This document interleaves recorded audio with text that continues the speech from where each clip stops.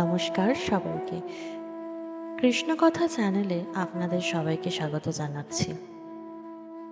অনেকদিন ধরেই আমাদের কৃষ্ণকথা চ্যানেলে আপনাদের জন্য নিয়ে আসা হয়েছে বহু কিছু আধ্যাত্মিক বিষয়।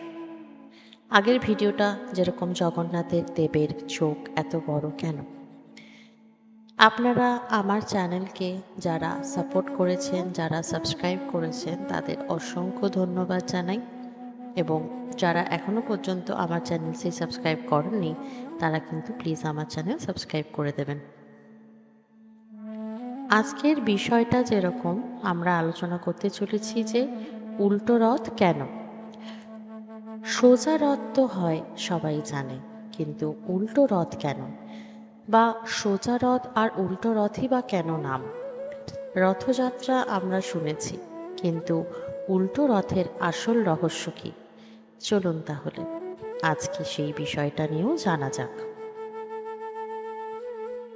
প্রতি বছর লক্ষ লক্ষ ভক্ত রথযাত্রা দেখতে পুরীতে ভিড় করেন, কিন্তু রথযাত্রার মতোই আরেকটি গুরুত্বপূর্ণ উৎসব হলো উল্টো রথ, যাকে আমরা বাহুড়া যাত্রা বলি। প্রশ্ন হলো, জগন্নাথদেব যখন মাসির বাড়িতে পৌঁছে গেছেন, তাহলে কয়েকদিন পর আবার কেন রথ চড়ে ফিরে আসেন? শুধু কি ফিরে আসার জন্য, নাকি এর পেছনে রয়েছে গভীর আধ্যাত্মিক রহস্য? আজ জানবো এই অজানা কাহিনী। বাহুড়া যাত্রা কি? রথযাত্রার দিন জগন্নাথ দেব, বলভদ্র ও সুভদ্রা মূল মন্দির থেকে গুন্ডিচা মন্দিরে যান। ভক্তরা একে স্নেহভরে মাসির বাড়ি বলে থাকেন। সেখানে কয়েকদিন অবস্থানের পর তারা আবার মূল মন্দিরে ফিরে আসেন। এই প্রত্যাবর্তনের যাত্রাকেই বলা হয় উল্টো রথ বা বাহুড়া যাত্রা। এবার বলি, কেন ফিরে আসেন? ধর্মীয় বিশ্বাস অনুযায়ী জগন্নাথ দেবের এই যাত্রা মানুষের জীবনে একটি গভীর শিক্ষা দেয়। জীবনে যেমন আমরা ঘর ছেড়ে নানা অভিজ্ঞতা অর্জন করি, তেমনি আবার নিজের মূল আশ্রয়ে ফিরে আসি। বাহুড়া যাত্রা সেই প্রত্যাবর্তনের প্রতীক। ঈশ্বরের কাছে ফিরে আসা, আত্মার শান্তির পথে ফিরে আসা। মাসির বাড়ির পোড়া পিঠা। ফেরার পথে জগন্নাথ দেব মা অর্ধাঙ্গিনী মন্দিরে থামেন। প্রচলিত কাহিনী অনুযায়ী সেখানে তাকে পোড়া পিঠা নিবেদন করা হয়।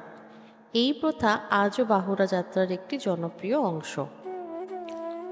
সোনাবেশ। বাহুড়া যাত্রার পর নির্দিষ্ট দিনে জগন্নাথ দেব, বলভদ্র, সুভদ্রাকে সোনাবেশে সাজানো হয়। সোনার অলঙ্কারে সজ্জিত এই দর্শন দেখতে লক্ষ লক্ষ ভক্ত পুরীতে আসেন। এটি রথযাত্রা পর্বের অন্যতম আকর্ষণ। উল্টো রথ শুধু একটি ফেরার যাত্রা নয়, এটি ভক্তি, ভালোবাসা, পূর্ণ মিলন এবং ঈশ্বরের সান্নিধ্যে ফিরে আসার প্রতীক। আপনি কি কখনো বাহুড়া যাত্রা দেখেছেন? আপনার অভিজ্ঞতা কিন্তু অবশ্যই কমেন্টে লিখে জানান। ভিডিওটি ভালো লাগলে একটি লাইক করুন, বন্ধুদের সঙ্গে শেয়ার করুন এবং আরও জগন্নাথ দেবের রহস্য জানতে আমাদের চ্যানেলটি সাবস্ক্রাইব করুন। আবার দেখা হচ্ছে নেক্সট কোনো ভিডিওতে। জয় জগন্নাথ।